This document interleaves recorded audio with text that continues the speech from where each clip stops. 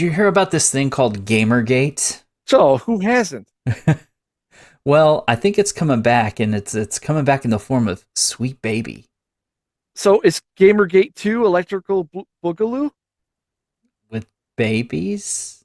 I don't. Banana Bear Show. If you haven't heard, there's a new thing going around about Sweet Baby.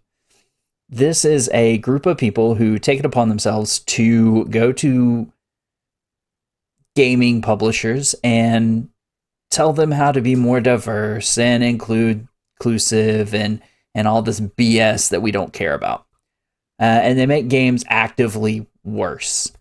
Well, long story short, this has gotten brought up by a guy who made a Steam group that points out all of the video games that Sweet Baby Inc. has had their hands in. One of which being the Suicide Squad game. So Of course. yeah, Suicide Squad game, possibly Spider-Man 2. I mean, it's a long list. I can pull it up and we can go through it. It is not too long of a list. I think it's like 16 to 20 games. But go join that list. It is Sweet Baby. I don't remember what it's off the top of my head. But just Google a group Sweet Baby on Steam, and I've joined it. It's bad. It's real bad. I want to talk about like Gamergate for those people who don't know what it is or heard about it because it happened early in games journalism, and then it kind of how that has led into like Sweet Baby, the formation of Sweet Baby and other companies like it that go tell these people, hey, you need to be more inclusive and all this stuff. They make money by telling people how to do this, even though the people who play most video games and consider themselves gamers do not care about any of this stuff. No. We don't. You actively make games worse.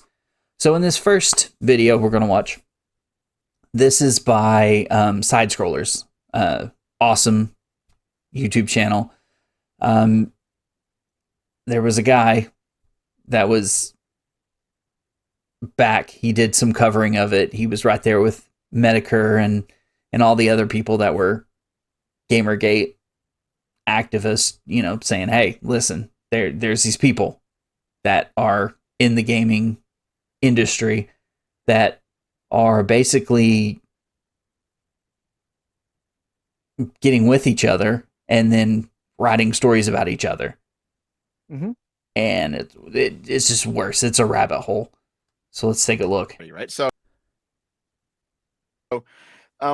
those of you who have been part of Gamergate before, you'll remember this, right? I know the Melee Gamers. You guys know what this is, right? Yeah, I think so. It was so long ago, but I'm looking forward to the refresh here. Yeah. So this is the Zoe post. All right. So that's it. Yeah. I want to get you full screen. Sorry. Okay. And that was the thing. It was Sweet Baby Detected. So that's what you need to go join on Steam. And that's the post from Zoe Quinn. So she's the one that started all of this. Yes. Yeah. She's a I remember person. I think she somebody gave her like, oh, you could write a comic book. And Yep. I'm just like, why? You fuck, like, god damn it. Yep. Just because she's a female. Okay. I'll get you there in a second. Okay, hold on. The good old five guys that kicked it all off. Yeah, Can we mention Alec as well if we're going to talk about Zoe? Because I think it's really important. Alec also Holowka? mention that, yeah. Yeah, I have him in here as one well. to self-delete, so Yep. let's make sure rest in peace. Yeah, that's another good thing. She got everybody to make this guy self-delete, and that will come into play with Sweet Baby, so keep that in mind. To him. Yep. So this story gets fucking dark, man, but yeah. It does, yeah. So I have the Zoe post up, and this is August 16th, 2014. Zoe Quinn was an indie game dev she dated Aaron Joni for 6 months. And this is just, it's still up on WordPress. You can go read this for yourself, right? It's all here. And he outlines their relationship, all the drama that happened in their relationship. He points out that the 5 guys that Zoe cheated on him with, and how they related to indie game development and games journalism, and the potential connections for corruption there. Also, he doesn't give names, though he would later give names in other places, but he doesn't give names in this. That there was actually several hundred people that she cheated on him with, which is a ridiculous number to think about. That's crazy. People. And so the most important one initially was the fact. But hey, that's what she had to do to actually get any credibility as an indie developer. Of the 5 guys, is that Zoe cheated on Aaron with Nathan Grayson, right? So here's the 5 guys. Right. I think this is a thumbnail for one of Mr. Medicare's old videos, right? Yep. So these were the 5 guys, and these were all people who were influential in their scene. They all had some sort of professional connection. I don't remember any of these guys. I'm sure whenever I was younger, I read probably articles from these guys or saw something on the internet by them. I think it's hilarious. It's 5 guys, burgers and fries. It's good. Medicare, you're awesome. I think it's horrible. To Zoe Quinn that was undisclosed while she was having sex with them, right? The most important one initially is this guy in the middle here. I'm sorry to interrupt. Was he doing this all like at the same time? Like just going from one guy to the next and just borking them? Like what? Like over that's the a course good of the 6 question. months, yeah, she was just having a whole bunch of one-night stands with a ton of people. Yeah. Wow. Really good girl right there. Really high class. Yeah. So the most important one was Nathan Grayson, this guy in the middle here. And is this the? Yes, it is. So the reason that Nathan Grayson was initially important is because he wrote this article on March 31st, which was before Gamergate. It was several months before Gamergate, the indie game reality TV show that went to hell. And he's reporting on a game jam that. And look at the website it's on, Kotaku, who is still up. That is a horrible, horrible website. I hate all the people on it. Zoe Quinn was a part of. And actually, John Tron was present at this game jam as well, and he came out right. Experiences. Yeah. Yeah. So the issue is that I guess real quick, for those of you who don't know, a game jam is a contest where you get together a group of people and you make a game from start to finish in a very short time frame. So like a day or a week or 2 weeks or something. And the idea is that you cloister yourself up, you just a bunch of money. And it does seem like, looking back at it now, that Zoe Quinn intentionally tanked it because she was setting up her own game jam. And this was a way to get rid of competition. How horrible is that? She tanked this guy's game jam just to make herself look better, to make money. Right. That's a bit conspiratorial, but that is how it looks from the outside. The issue, though, is that if there really was money changing hands and she really did do something untoward, the fact that only someone that she was having sex with was reporting on it, that's a big ethical no-no. Mm-hmm.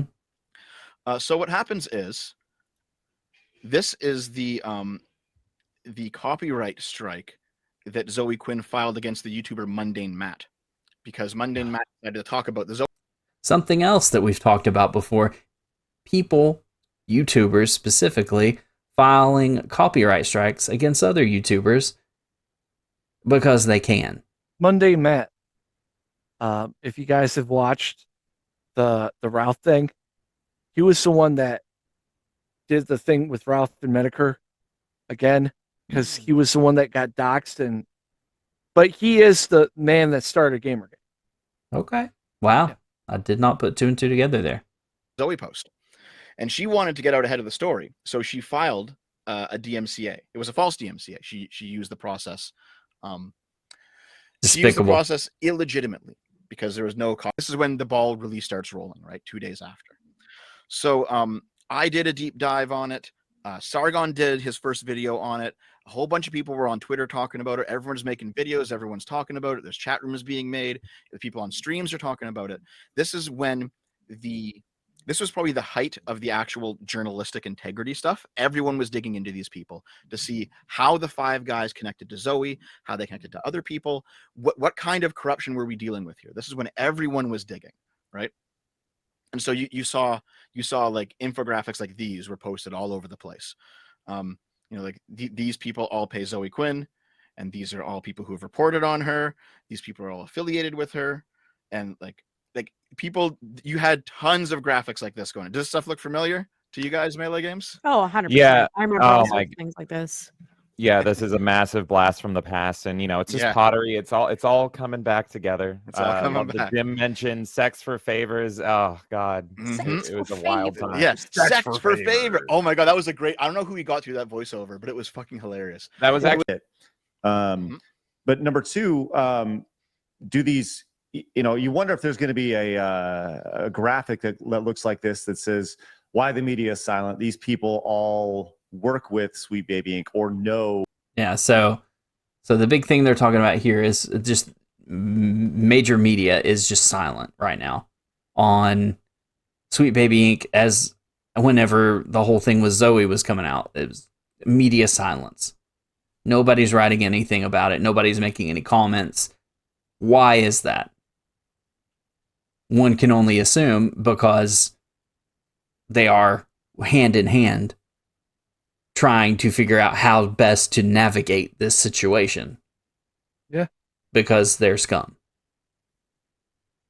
Basically. The CEO or something along those lines, right? Yeah, it definitely feels very similar. Yeah. So yeah, like if you were to comb through this with a fine-tooth comb, you'd see like, oh, here's a person named Akira Thompson and Zoe Quinn. This person was supporting Zoe Quinn on Patreon, and they also worked at Indiecade, and they won an award. And you basically, it's I could sit here and just comb over this all day, right? Because there's so many connections and so many became too much, basically, right? Trisha Hernandez, which is another someone who wrote for both Kotaku and I think Destructoid, right? And there was connections between them. This is an article that was published, 12 years ago or something at this point. What games taught me about having two girlfriends at once by Trisha Hernandez. It's like, okay, I'm sure that's an article someone wants to read, right? But basically, this is now moving beyond Zoe Quinn specifically, right? Mm-hmm. Because Patricia Hernandez was a writer at Kotaku, writing articles about her relationship with her girlfriend Anna Anthropy, and also reviewing games that Anna Anthropy made using her position at Kotaku and Destructoid. So now it's not even about Zoe Quinn anymore, because as we kept digging, we realized, oh, all of these people are doing this with each other. It's one giant clique. It's not just that Zoe Quinn's the problem. They're all doing this, right? And none of these people are talking about it.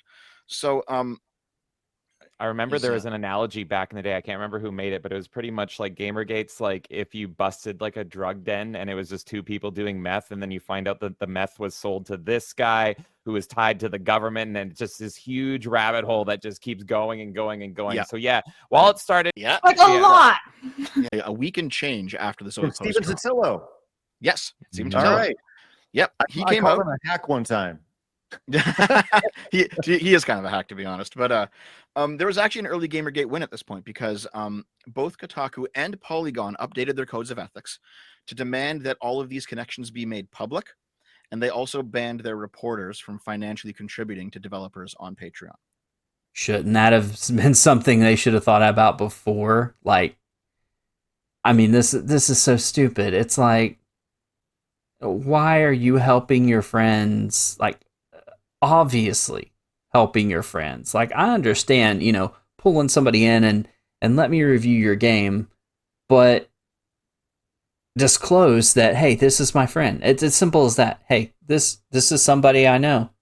I'm going to show you their game. I like it, but this is what I think of it.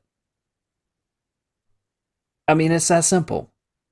Or I pay money to this person because I think they're cool. But here, I'm going to talk about that. It's real simple. It's very, very simple stuff. But it's like nobody thought about it. Nope. Or nobody cared, and they're just like, we can pull one over on people, make more money. Okay. And I think he says at some point here, yeah, this last week has been, if nothing else, a good warning to all of us about the pitfalls of cliquishness in the indie dev scene and among the reporters who cover it. It's like, well, that's a fucking understatement, isn't it? But you know, to give them credit where it's due, they actually did do this. The reaction to the people who are in the clique to this news was actually it was very bad, right? So I found 2 examples just right off the top. This is one guy like, Kotaku, are you kidding me right now? Like, really, is this a prank? What happened now? They're instating a policy disallowing contributors from donating to developers' Patreons. And it's like, isn't that how it should be? Yes. Like, if you're at the very least, shouldn't you be disclosing the fact that you donate to a person that you're writing an article about? Exactly. Well, 100%. And then the idea that if you're going to, it's just, it's the same with any of this stuff, right? If I think about, like, if we were a podcast, like if I was to, it goes, okay, what was the whole thing with Logan Paul several years ago where he launched some sort of like crypto thing? But the cliquishness of the video game industry is so apparent. And I understand the idea. Well, I want to do good for my friends. I want to put them in a better spot. Like, life is about relationships. I get it, right? But you shouldn't write a good article because somebody sucked your dick. I loved that line. Great line. It just sums up the whole thing of Gamergate. I mean, exactly. Oh man, it's sad that people had to be called out because of this, and then those people go on a holy roller like campaign to discredit these people calling them out. You know, like, that's really fucked up. That's really fucked up. Sorry. In this Gamergate thing, so who's harassing you? They thought I was the one being harassed, and I'm like, no, I'm laughing at the people claiming they're being harassed. This is the dumbest thing ever. So it's like, even from the outside, you hear like bits and pieces, and you think it's just like this insane movement, and you don't realize what's going on. As it pointed out by Kay and James and Dev here, like, there probably will be articles written about you. There, people are going to. So that guy in the middle at the bottom, I'm not even going to try and say his name, but he's the one that started this group. So they're kind of, he's been on, he's talked to Asmongold, he's talked to these guys, he's been on a few other things, and they just, every time he comes on, they're like, they're going to come after you. You're the new target for them. So they keep preparing him for this because he's the one that started the Sweet Baby Inc. group. And they don't like it. Like, somebody tried to get him banned off of Steam just for starting this group. And it's somebody that is part of the Sweet Baby Inc. Yeah. Comb through your Twitter, or they're going to comb through your social media, and they're going to say, well, look at this racist bigot. Look at what a horrible piece of trash he did, or he is, for. And what's the greatest thing is he's foreign. Launching a Steam community page. Like, by the way, congratulations. 131,000. Let's go. No, not Nice. at all. It should be helping them if they were doing something happened before. Back to what's going on now. It's pretty tenuous, but it starts here. So this is in the early. So I kind of skimmed through the beginning part. There's a whole lot more, but you kind of get the idea. It's a bunch of people, very cliquish, and they formed together. It was kind of fight pro Gamergate versus anti Gamergate, and people sleeping together, people doing all kinds of heinous things. There are plenty of people who have done in-depth videos. I'm trying to skim through and give you a quick overview to kind of lead into how this connects to Sweet Baby. Win section where they actually did update their ethics in that second week. This is the reaction from a person named Samantha Allen. Really disappointed in Polygon and Kotaku today. These people did not care about journos being friendly with developers until those devs were women, which is not what happened, but this is their point of view. This person says, yeah, that's why so many of us are supporting a fundraiser to get more women into developing games. We hate them that much. And she replies with, nobody cares about your fucking blood money. Okay, so this exchange, it shows that they weren't taking it very well, that they were actually, people at the top of these outlets were coming down on them. But also, this exchange is important because we will come back to this exchange later. This is the beginning of where Lego Butts comes into the conversation, is what's happening right here. Okay, so we'll just put this aside for now. Next up, I do think it's important to kind of preface that, the idea that what's old is new again in this situation. That's why we're talking about it currently, is the similarities between, for those of you just popping in, that's what we're discussing here, is the similarities to what happened 10 years ago with Gamergate to what's happening. His contributions to Gamergate into having a journalistic career, right? He's kind of a hack now, but you know, that's how it goes. Mike Cernovich also springboarded his contributions to Gamergate into having a career in like the manosphere red pill space nowadays. He's like an Andrew Tate kind of guy now. So they call themselves a gamer anymore. So that was Alec Baldwin tweeted out about Gamergate randomly. I'm not too sure what the context behind that was, other than he was just like, hey, what's going on with this? I mean, this sucks. Some of them was like, what we're saying, gamers are bad, and if you're making games, you don't need to pander to gamers anymore. Or you don't need to write articles for gamers anymore if you're working in the games journalist space. But it was basically, it all came out at the same time. All right. It all came out at the exact same time within this 2-day span, August 28th to September 1st. Or is that a 3-day span? Whatever. But it all came out at the same time. And it looked from the outside, it looked coordinated, in fact. I remember, I think Total Biscuit at one point even said, like, I've never seen anything like this. It's like they planned this out and it all dropped at the exact same time. Wow. And it's very clearly in response to what was happening with the Zoe post. And I think like this specific image of all the headlines together is the one that you can still see occasionally reposted even today. That's like legitimately shocking. Like, that sucks, man. I've always, like, I never was a part of the Gamergate thing. Like, I heard about it in, like, whispers and over on the side, but I never was into it. I consider myself still a gamer to this day. Like, that was kind of always my thing. Because my when people talked about Gamergate, they're like, oh, there's no reason to talk about Gamergate. I remember Angry Joe doing a thing, like, for a year in review. He said, Gamergate, I'm not going to talk about that. And that's when, the first time I heard about Gamergate, then I looked it up. I'm just like, what? Yeah. And then, like, hearing about the Zoe person and all that stuff. And then Mr. Menaker, when I found him, he talked about Gamergate because he was a part of it. Yeah, and they actually mentioned Menaker in the beginning of the video. I think I skipped over it a little bit. They don't talk about him too much, but they said he was one of the first. Him and Ralph were a part of it.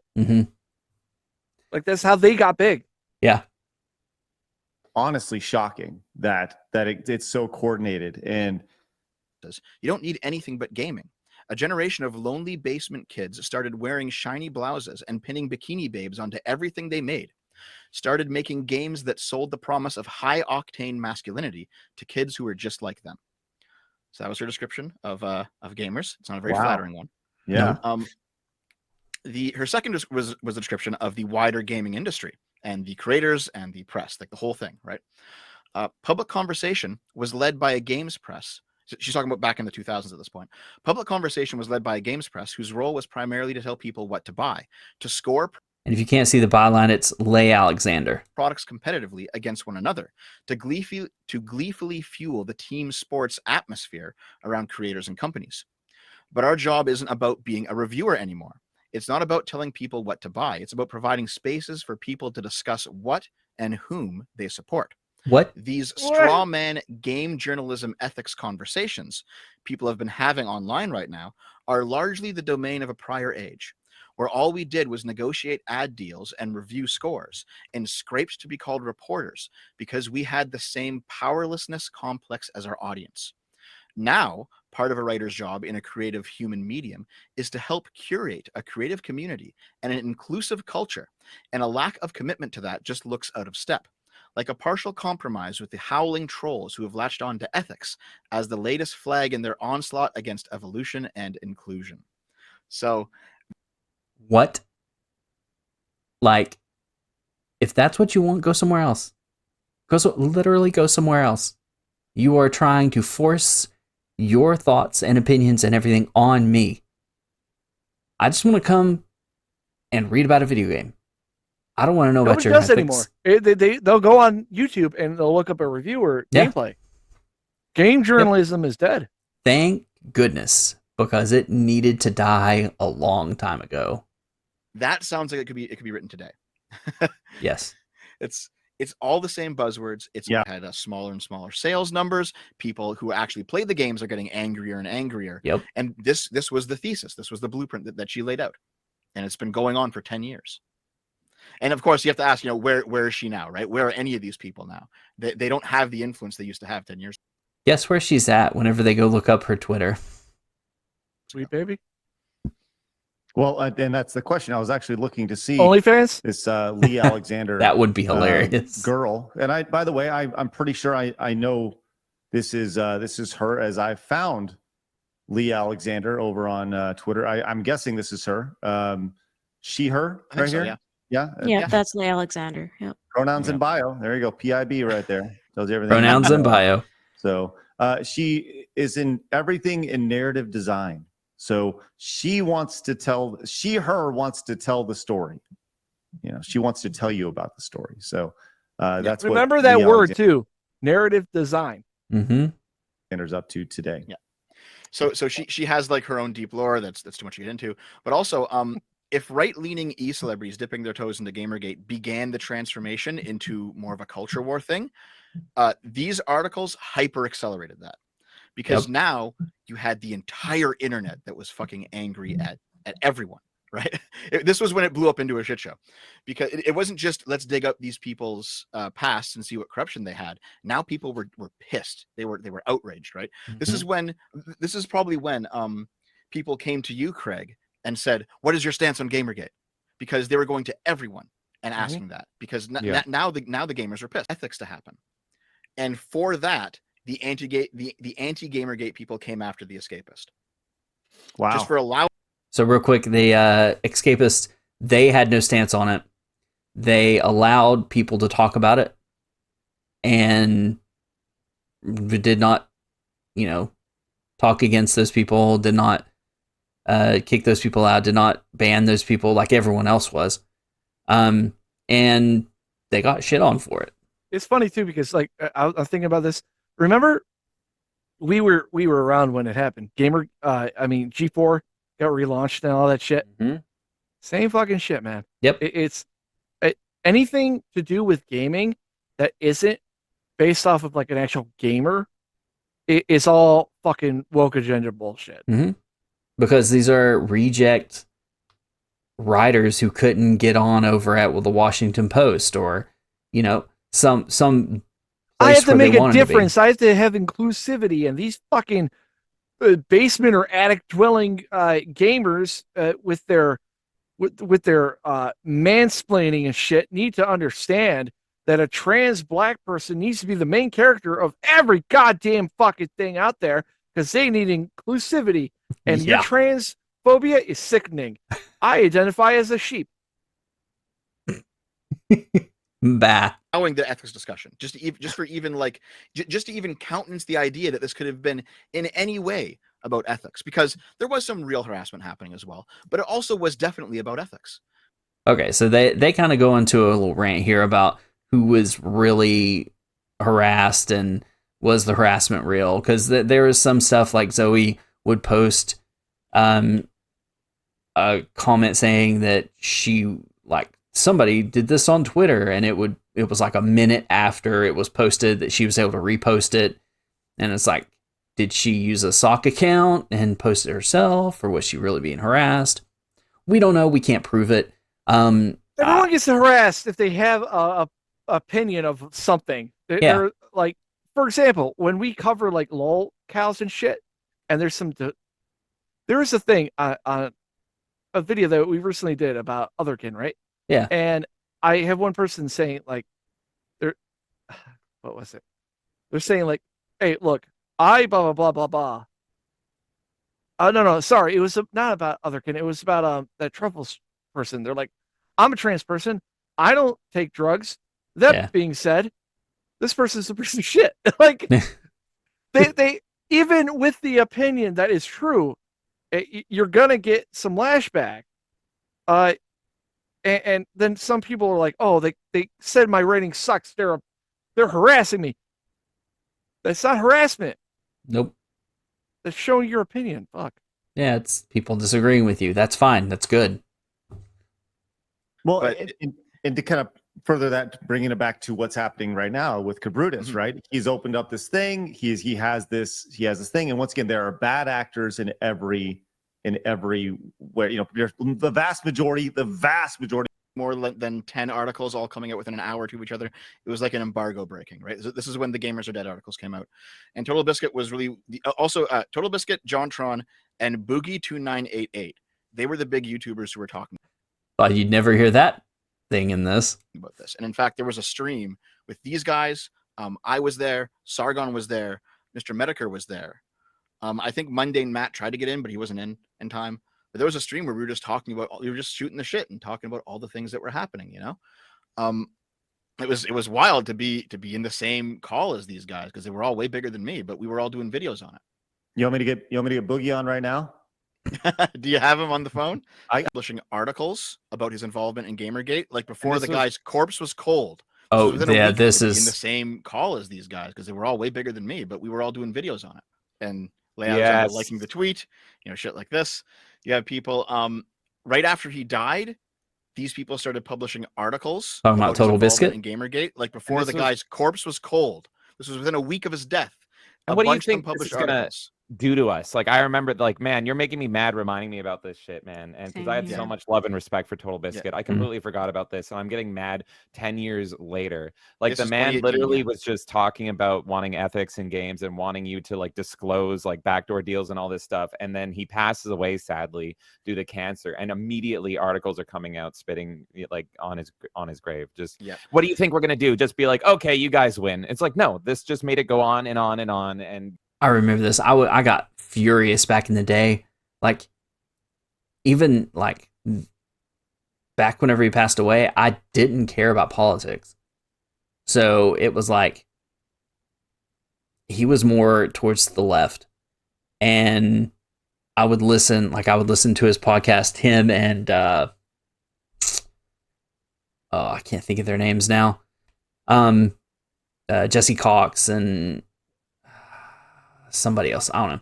Anyway, and you know, they would say some stuff, you know, be towards the left leaning. I didn't care, but like just hearing people spit on his grave like that was just horrendous, because Total Biscuit never pissed anybody off. Like he was open with what he said, but everybody respected his opinion for what it was, because he didn't say anything that he didn't mean. Mhm. And he didn't mince words. He just said it, and it was refreshing to just hear somebody criticize a game just to criticize a game and be honest and not try and, you know, pussyfoot around and say stuff like being careful or, you know, Don't want to get canceled or anything. yeah, don't want to get canceled. He didn't care about that stuff. He said what he said, and that's what it was. Like sometimes I take it back. He would piss people off, but he wasn't afraid to piss people off.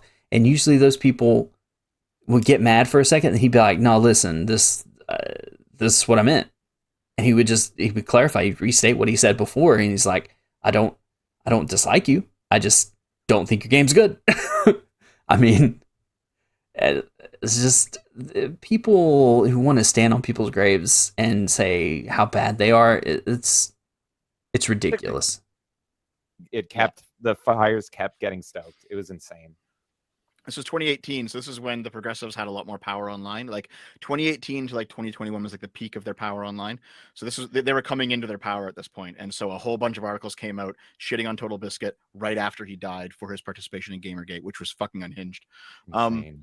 You had people like, this is 2021. They were demanding people to change the lull emote to not be a transphobic, sexist gamer. It's like, you're on Twitch, dude. It's a gaming What? website, or it That's was. insane. Yeah. Yeah.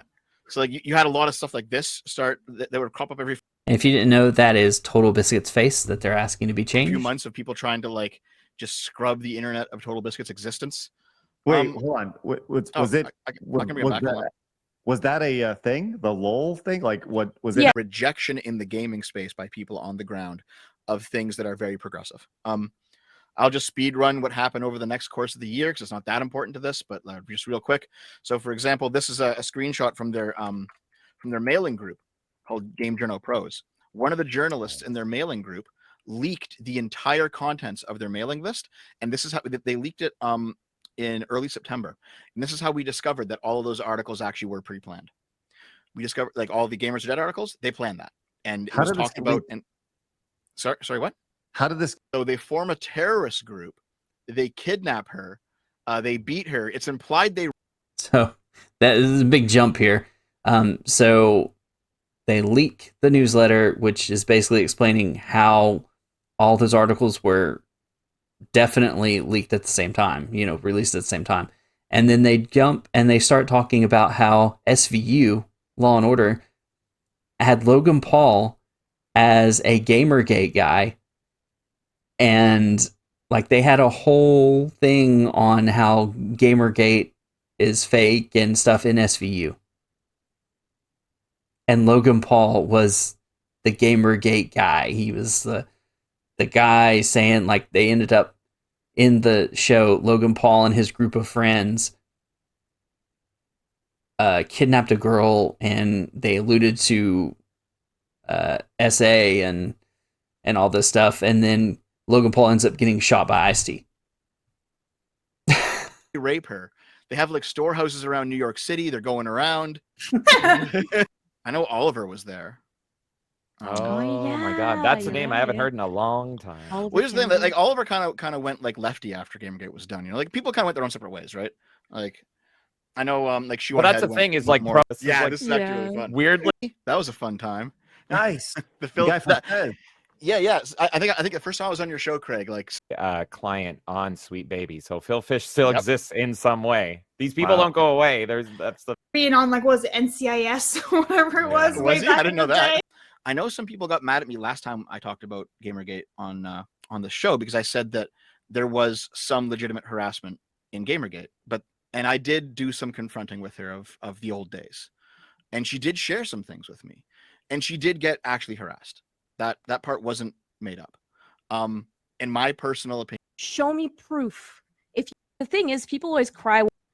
Yeah, and just so that like everything's clear, I am like 95%. I'll continue on here because I did also want to point out that there was harassment going the other way as well. So what I have here, and I think the reason that this really pissed everyone off, everyone on the progressive side off, is because I mean, Not Your Shield was a very good friend and also one of the people that Zoe was sleeping with behind Aaron's back. This has all happened at the same time, beginning, right? And here we go. This game jam was also sabotaged by Zoe Quinn around the same time. So it really does seem like she was doing her best to get competitors out of the space so that she could have her own, it was supposed to be televised, I think, in fact. So this is like her big move, right? So basically Zoe decides to destroy these people because they're making a game jam. It was supposed to be like a feminist oriented game jam because it was women only, and she wants to destroy them. So they told their story on Reddit. She fucking doxed me, ruined a production for women, refused to contact us. She's currently taking money for a game jam with no start date, no location, and no judges. And they go into the story here. You can find this post very easy. This went viral a whole bunch of times. But basically, Zoe destroyed her competitors. So let's take a look at how Zoe destroyed her competitors. This is our friend Lego Butts. We're coming back around. And pottery, folks. Yep. It all comes together. Here we are. Yep. February 28th, 2014. Does anyone have any opinions on this? TheFineYoungCapitalist.com. Zoe says, I'm not sure about this. If you're sad that women aren't making more games, why are you asking for 6 months of unpaid labor from them?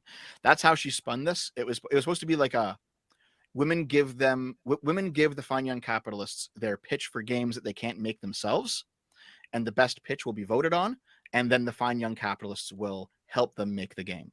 And that was how their fundraiser was supposed to go. So Zoe's like, this is specifically for women, though? Women developers? Yes. Okay. The Fine Young Capitalists were for women developers. Okay. And Zoe saw them as like a competitor, so she spins this up, right? Lego Butts says, I like how my whole timeline is talking about this now. So these two had a lot more clout in 2014 on Twitter. and they use this clout to shine a spotlight on these people. And Zoe says, "We make shit happen." We blew up the site and it's returning over quota errors. How fucking appropriate. So they actually, Zoe and Lego Butts got together to to DDoS the site, and they took down the site. For those of you who don't know, DDoSing is when you have a computer set up to repeatedly ping a site to the point that it overwhelms privacy settings. So and that was a great, like, everything. But Craig, there's like so much more. Like there is hours of content every single day. It was absolutely insane. Yeah. To just I'm skimming over what happened. I am skimming over more traffic. A company called Silver String Media. Hold on here. Right. Silver String Media. So actually, I can just pause this now because I can just show it to you. I think I have it right here. So Silver String Media is a critically acclaimed game studio. And so here's where we take a deep dive into these people connecting. Narrative design firm. With a team full of unique voices, we create hopeful, imperfect worlds, and we fill digital spaces with love and cosmic awe. Maybe I can zoom in here a little bit. Oh, there we go. So, Silver String Media is a queer-led video game and narrative design studio, crafting original games and providing services in digital placemaking and storytelling. Leadership based in Vancouver, British Columbia, and a team of diverse talents across Canada. Each of us bring a unique voice and multiple valued perspectives to the development process. So Silver String Media, what they actually do, they've worked on Celeste, Crypt of the Necrodancer, Where the Water Tastes Like Wine, Manifold Garden, Wonder Song. They also worked on, I think, Tunic as well. This company is doing what Sweet Baby Inc. does. Same kind of thing. They do consulting work, and when you consult them to work for your game, they'll put together like PR and marketing. They'll punch up your scripts and make them more inclusive and more diverse. But they do the exact same thing. And though if you go to their team now, it's the same, the founder, but the people here are different. At one point, Maya Kramer worked for this company as well as Anita Sarkeesian. So I'm sure you've heard that name before. Was doing the same thing that they did that they're currently doing at Sweet Baby Inc. They did it 10 years ago in Silver String Media, and nothing's changed. Sorry, what? Who did Silver String Media work with? You mean for like the IPs they worked on and stuff? Yeah, the games and such. So, right, it's mostly smaller indie titles. It's a lot of indie titles, but there are some big ones. Like I think Glitch Hikers is considered a bigger indie title right now. If you go back and back and back, hold on. Oh man, maybe none of them were quality games. Like, well, Tunic was actually an okay game though, because they worked on Tunic, and Tunic was an okay game. I'm just gonna go back to the front page because they had like a list there that wasn't part of that list. But yeah, so Celeste, good game. Crypt of the Necrodancer, good game. They worked on Tunic. It's not on here, but I know for a fact they did. That was a good game. So there are games that are quality that they've worked on. It's not a guy. Okay. So back then, yeah. Okay. So now it was a girl, now a guy. Okay. Like if I go back a bit here, so okay, is it here? So many questions. Yeah. So this is Lego Butts 10 years ago. Feminine, just very social justicey, but feminine, right? Yeah. And Lego Butts now is on the testosterone, has a beard, has no longer has breasts, has fully transitioned. But you know what Lego? Could you have guessed that person would be like that? Yep. Butts doesn't have a dick. That's why we get along, Craig. At some point, she leaves Silver String Media, moves to Toronto from Vancouver, transitions to becoming Felix Kramer instead of Maya Kramer, and now as a man, he works for Sweet Baby Inc. But nothing's actually changed. This person is still doing the same thing they used to do. And Lego Butts is also the person that tried to get the guy taken down off Steam. Everything recently with Sweet Baby Inc. They changed companies probably to reduce some of the heat, but it's still happening. All the same thing that we did, that we discovered about this person 10 years ago, it's still happening today. And that's kind of the big takeaway of this, is that it almost feels like Gamergate didn't stop. Like, not this is Gamergate 2.0. It's like it didn't stop. The same players are doing the same things. You know what I mean? This is like an extension of what happened before. I mean, you went over this long thread here at the start of the stream, Craig, where Lego Butts is talking about the Sweet Baby Inc. detected thing on Steam, and how like people are coming after them for this company. It's the same thing. It is a continuation of what happened 10 years ago, and it's one of those things where like on like some gamergaters say that like we won, and it's like, well, did we though? Because the same people are doing the same stuff.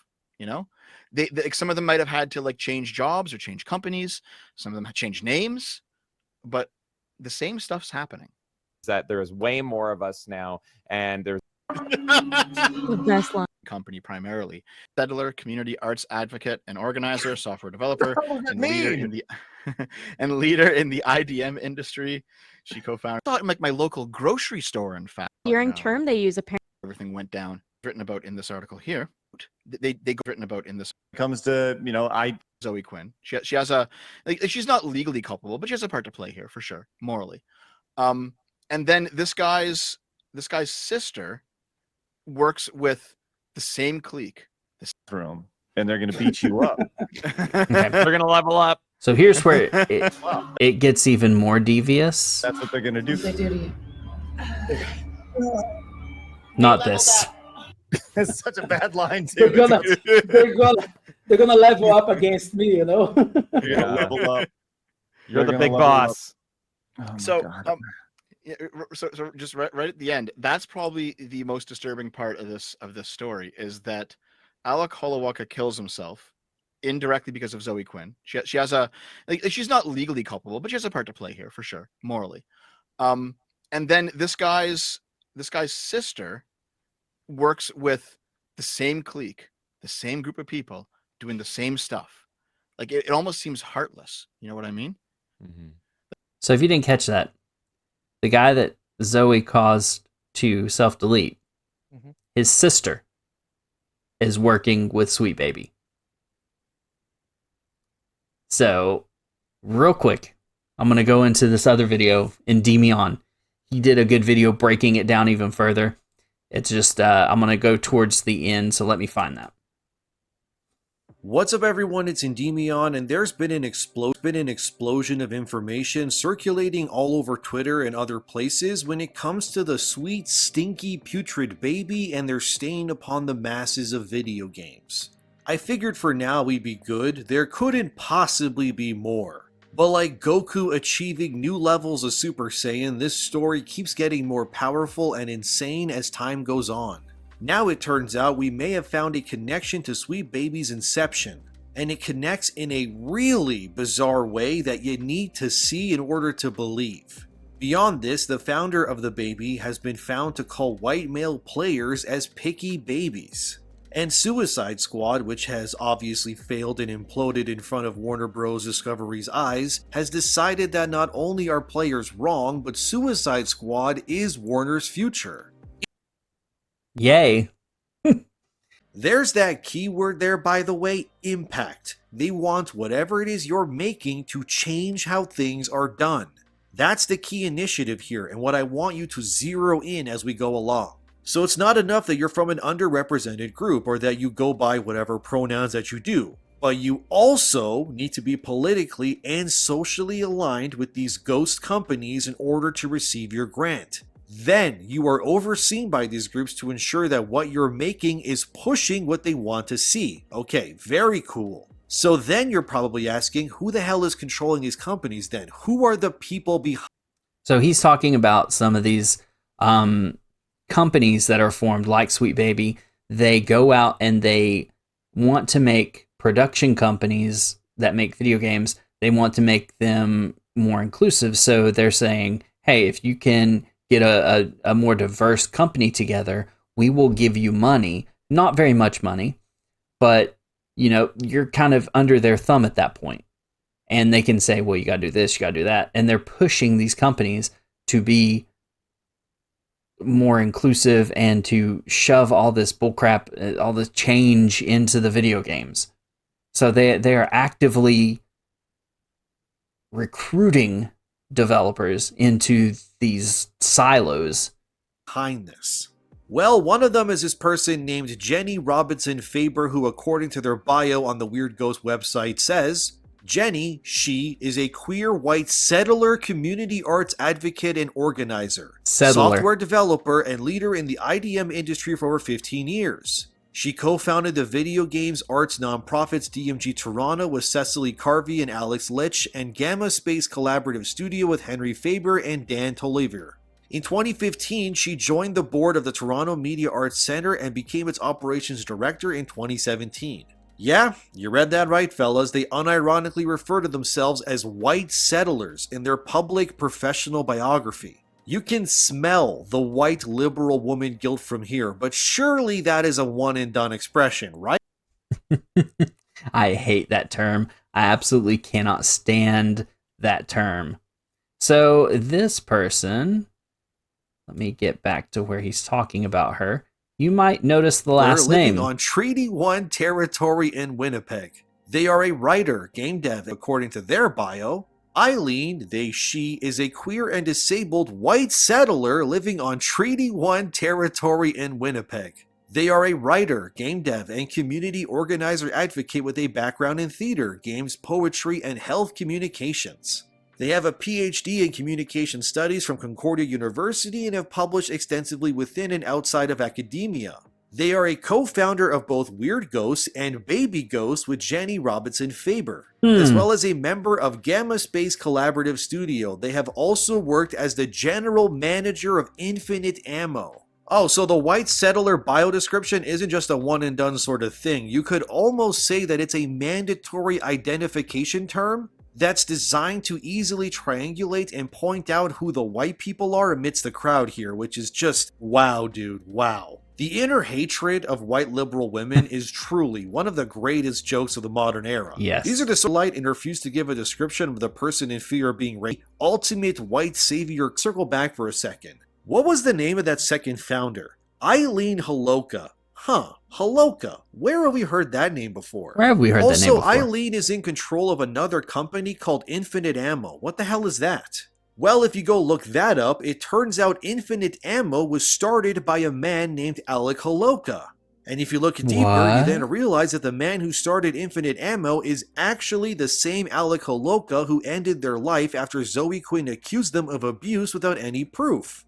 The same Alec Holowka who ended himself after websites like Polygon and others blasted and ruined his reputation and name because of the whole believe all women narrative. And then, once he died, his company, Infinite Ammo, was absorbed by his sister Eileen, and using all of these connections was able to create Weird and Baby Ghosts.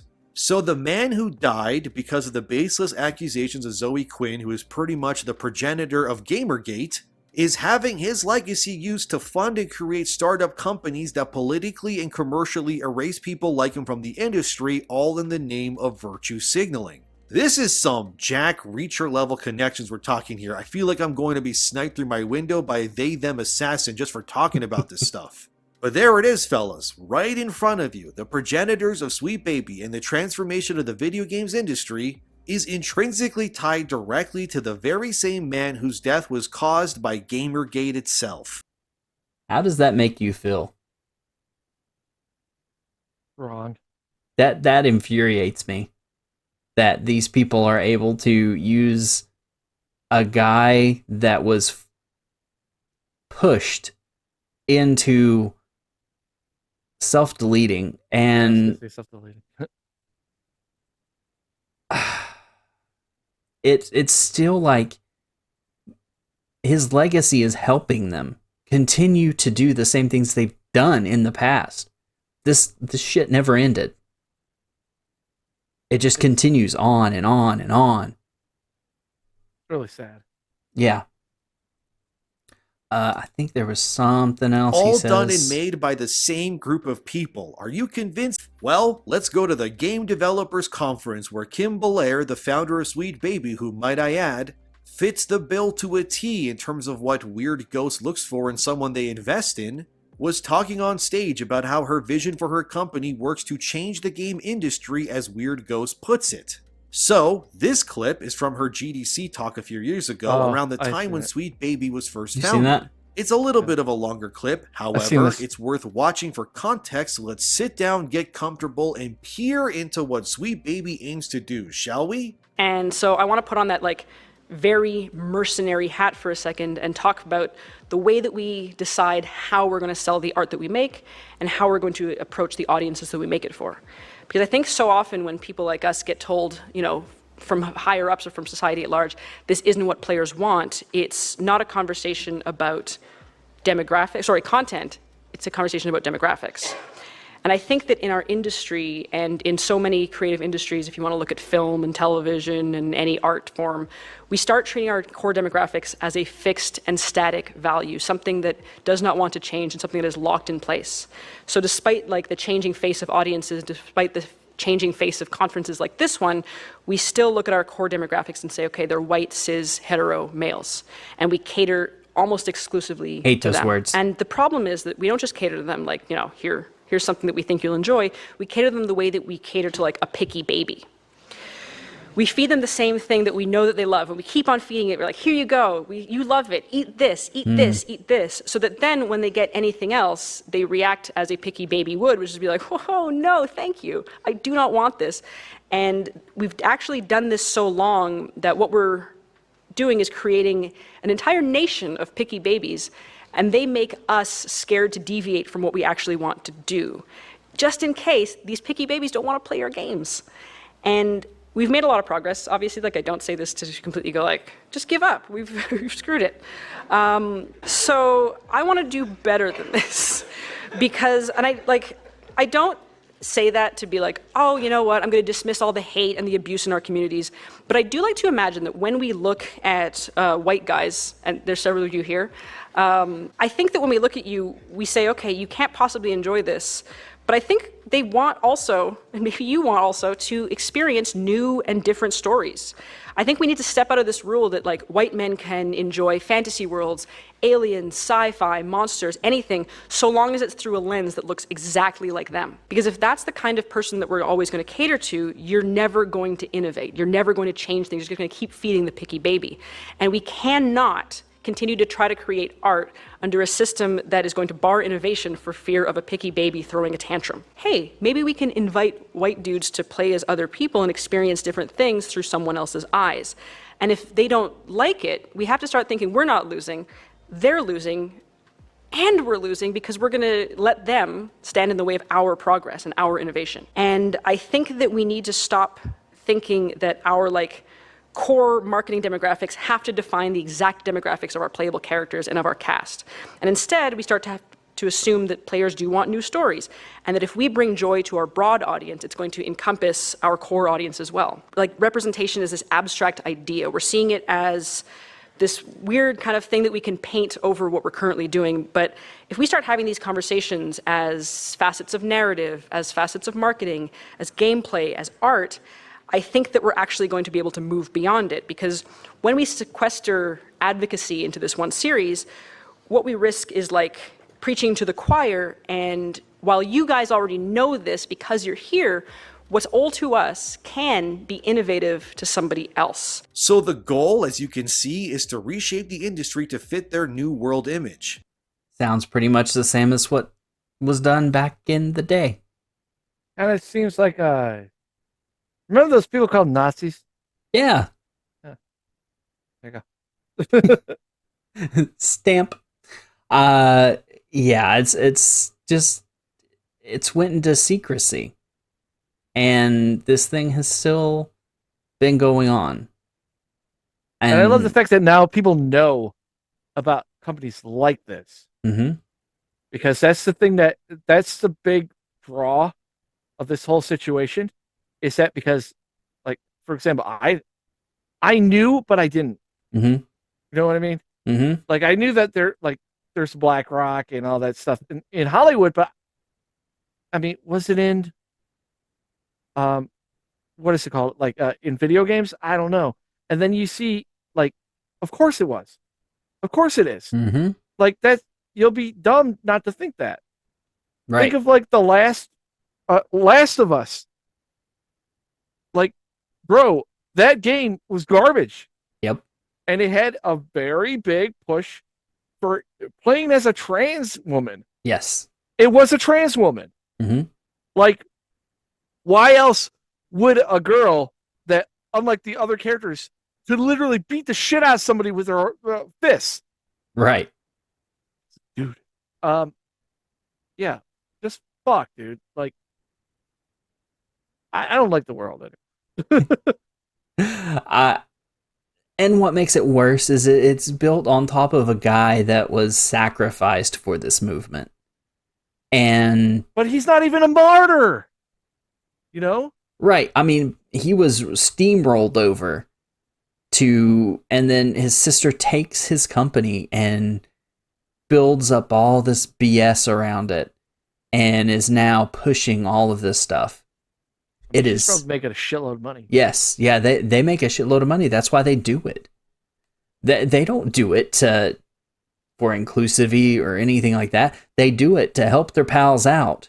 But most of them, though, Mikey, like it's their religion. This is their religion.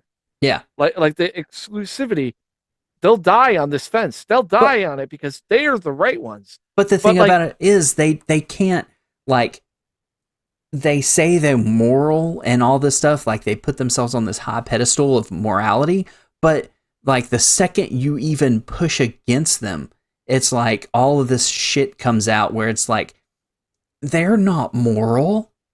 They don't give a shit. They're racist. They're more racist than some Nazis. I mean, some white supremacists, you know. I would say that Nazis. Like, yeah, sorry. That was like literally like, no, the only reason why I say Nazis is because Nazis and people are going to be like, what? At the time, they literally were at the lowest of low, and they had a guy that was a really good talker, right? Yeah. To tell them, we're not low, we're high. And obviously, a lot of people put like, oh, that Trump thing. And it kind of is a little because, you know, oh, us white males, we're horrible, but you know what? We're not bad. But they were brainwashed in a good way from a good speaker. Mm-hmm. And that was their religion. Basically like, oh, the Jews, they're bad. Them, kind of the same thing that we have all these people. I don't even know where it started.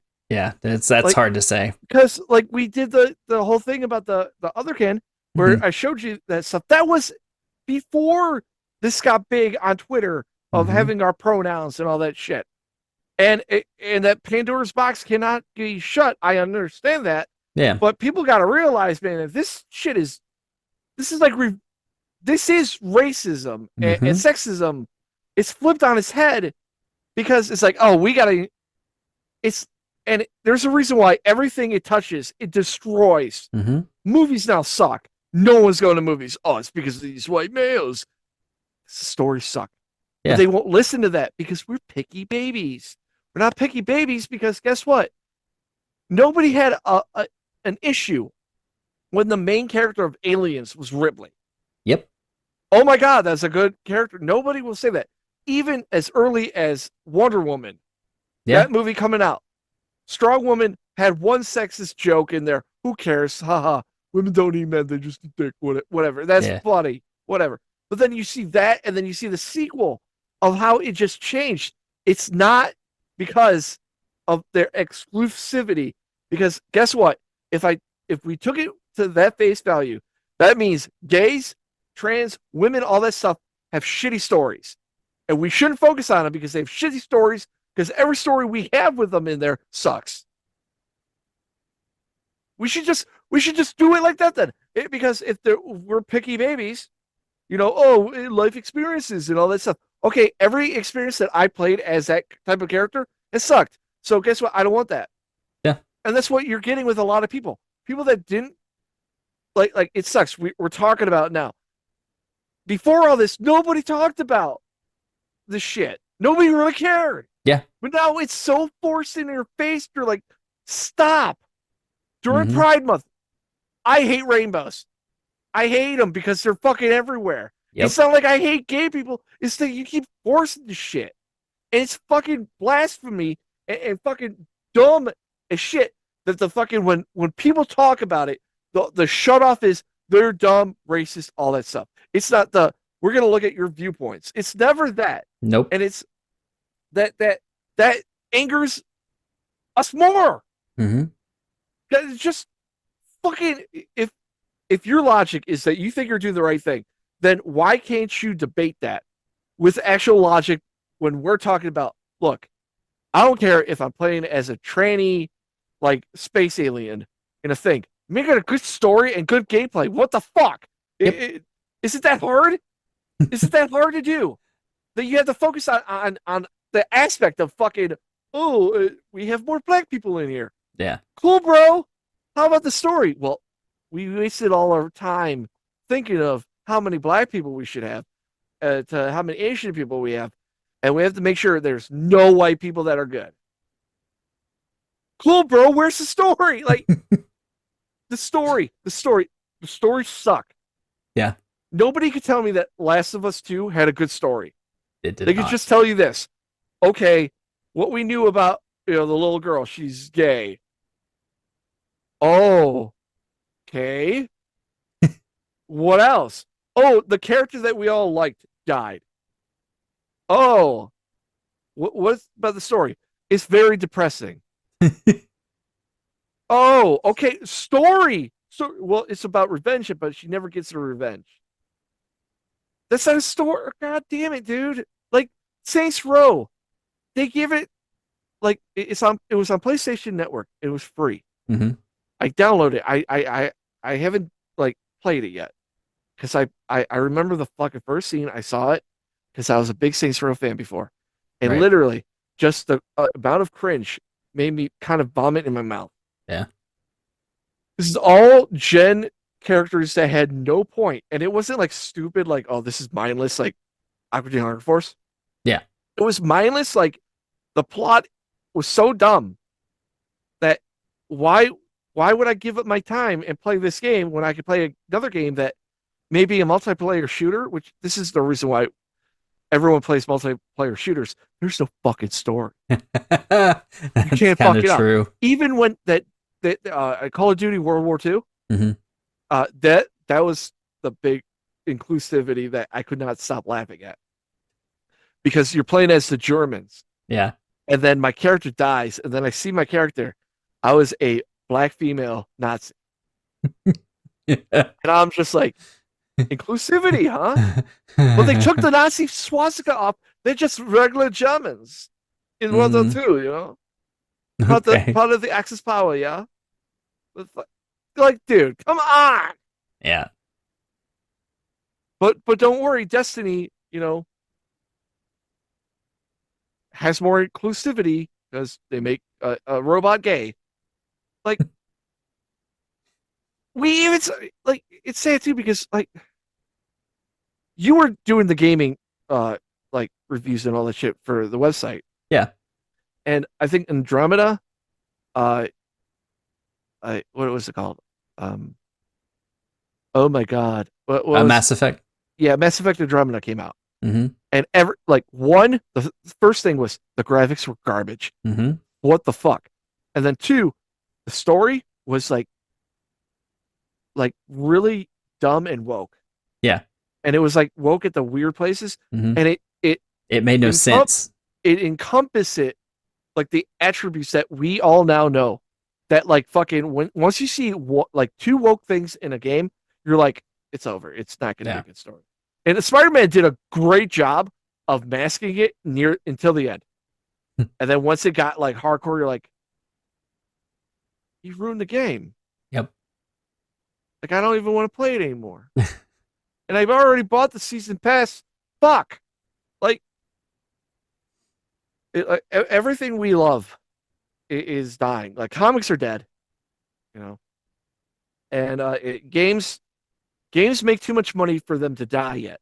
Kind of like Hollywood, but Hollywood is losing it, and it's like on the downward spike. Mm-hmm. And hopefully, it has a chance, a slim chance of actually like, I don't know, going up.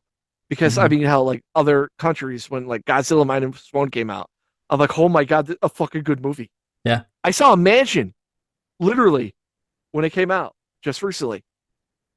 It had some because there was like the only male character was in there and he was like barely in there. But like, if that was the only exclusivity, and we got an all right story, it wasn't the greatest, but I had enough references of other movies I like in there where I'm like, okay, it didn't. It just sucks when I go see a movie and the whole thing is I wasn't annoyed. Good movie, 3 out of 5. This movie That didn't sucks. completely suck. Like imaginary, like in the normal times that would have been like probably a 2. Yeah. But like now I'm giving it a 3 because fucking hey, it wasn't woke as shit and Yeah. it didn't bother me of giving me a dumb message that every other one thing says white people are bad and Yep. victim blame. Like I just want to see a bear kill somebody. Like fuck, dude. Ah. Yeah. I mean, you pretty much took the words right out of my mouth. No, you pretty much summed it up, and it's a horrible thing. I just want to put this out there and in hopes that we continue this conversation and people who are bigger than us and bigger like can actually push this into the spotlight. Will push this into the spotlight and save gaming, because we are on a spiral of there won't be any games that anybody wants to play, and you're gonna kill a whole industry. What are you talking about? There's one big one. It's called what is it called? Live service gaming. You know, that one that everyone's trying to do, and everyone's like, "Oh, you're trying to be the next Destiny." Even Destiny sucks now. Like because why? You cut the heart out of the game. When you take the story and like the gameplay and all that stuff, and you just say, "We're gonna add more stuff, more things to do for you guys." No. Oh, microtransactions, all that stuff. You know, hey, we're not with Activision anymore. Give us money. I have to disagree with you on that. I don't think it's necessarily live service games that is the issue. I don't think it whenever they use it as just like a thing and just like, oh look, it has to be a live service game, then yeah, it sucks. But like the way Helldivers is doing it is actually pretty cool. So it's like that's a smaller thing.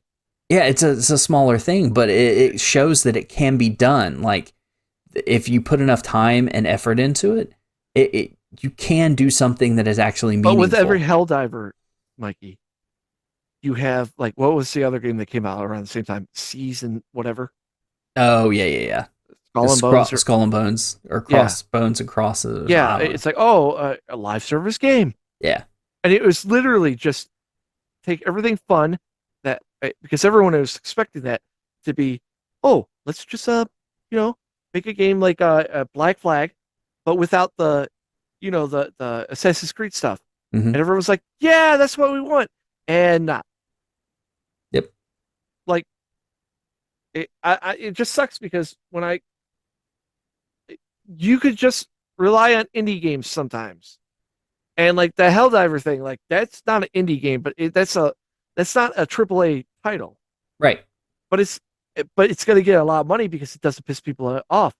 What's the storyline, Mikey? It's just Starship Troopers. Yeah. But like amplified with freedom.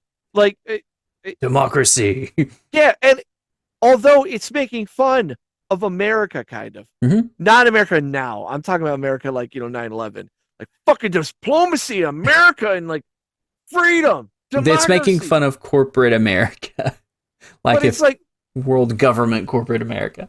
Yeah, it's like Super Earth. It's not Earth, it's Super Earth. Yeah. And it's all the stuff that America is, but we can laugh at it because it's exaggerated. And yeah, that's funny. Hopefully we'll never end up like that. But please no. Which we won't now. Because we went the other way now, where everybody. No, we are, because if we kept going 9/11 route and everyone like was just like America and like not self, visualize like, oh my god, like they sold us like this fucking war, this freedom train for America and it's for our rights and stuff. Like it's about gas, oil, yeah, okay, like. But now it's like, hey, we got to help, those other countries, give them money and stuff. And, that's for America because democracy and fuck them Russians. And then Russia's like, because nowadays people are going over there like, they could get groceries. We can't because it costs too much. Because Bidenomics. Fuck. I know I went on a tangent there, but I mean, it's fine. it just hurts, man. Like we're in such a big rut of like being a fan of any fandom that I have, I've seen die. Yeah. Like a horrible death. Like there's minor things, but they're not enough to lift up like the things taken away from me. Mm-hmm. Like fucking remember when we could just go play a video game? Like hell, a Rocksteady game. Oh my god. Yeah. It's good. Mm-hmm. Oh, there's all these Batman things that you have to buy, like the skins. Who fucking cares? Yeah.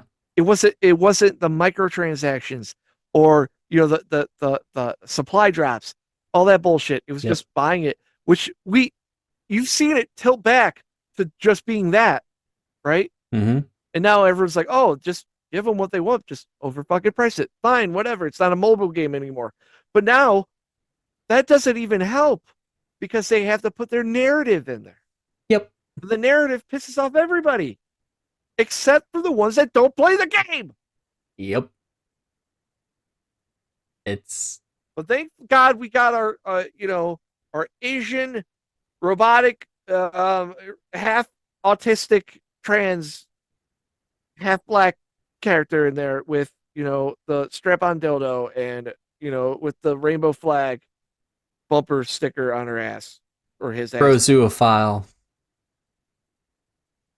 Like I said, if we get to that point, I think that's shut the plug. Like I won't even be happy. Like I can't even joke around with that shit. Like, No, that's I know. literally like that's the end, dude. Yeah. It's the end. Like that means I will not buy your shit anymore. Like ever again. Yeah. And arguing is not argument anymore. That's fighting. Yeah. Like I'm gonna start throwing blows at you now because, like I said, a lot of things are fine, and people will fake fucking, whatever. You're a woman, And then once it started getting to the kids, people are like, "Shut the fuck up, you're not." But then when you get to the maps and all that stuff, it's like, dude, you're gonna get punched, and people don't realize that fucking you anger enough people. That whole like, I want to say it's their like whole like religious battle. To get their diversity doesn't mean shit when you have people with the same mindset say, I got to protect the children. Yep.